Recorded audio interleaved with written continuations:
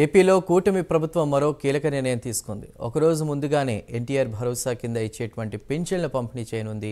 December 1 ఆదివారం కావడంతో ముందు రోజే పింఛన్ పంపిణీ చేయాలని అధికారులకు సీఎం చంద్రబాబు ఆదేశాలు ఇచ్చారు. ఈ మేరకు నవంబర్ 30న అధికారులు పింఛన్ను పంపిణీ చేయనున్నారు. దీనిపై మరింత సమాచారాన్ని మా ప్రతినిధి శ్రీనివాస్ అందిస్తారు. శ్రీనివాస్, ప్రతి నెల 1వ తారీఖున కూడా కూటమి సర్కార్ పింఛను అందిస్తూ వస్తుంది. అంటే కూటమి ప్రభుత్వం అధికారంలోకి వచ్చాక ఖచ్చితంగా ప్రతి నెల 1వ తారీఖున కూడా రాష్ట్ర వ్యాప్తంగా కూడా మొత్తం క్షేత్రస్థాయి గ్రామ స్థాయి నుంచి మొత్తం అన్ని మండలాల వారికి కూడా పట్టణాల వారికి కూడా ఈ పింఛన్ల కార్యక్రమం ముమ్మరంగా చేస్తూ వచ్చింది.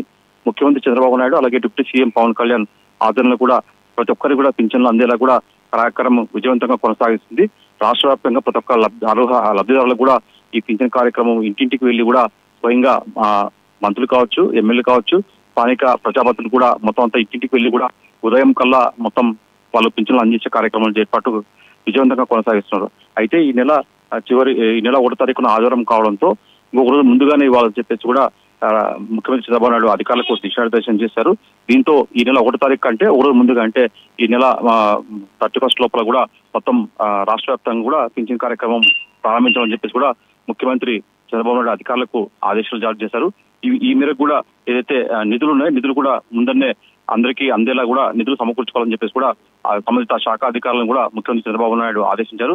దీంతో రాష్ట్ర వ్యాప్తంగా కూడా 1వ తారీఖు కంటే ముందన్నే ఒక రోజు ముందుగానే రాష్ట్రంలోని మొత్తం అందరికీ కూడా పింఛన్లు అందేలా కార్యక్రమం ప్రారంభించబోతారు.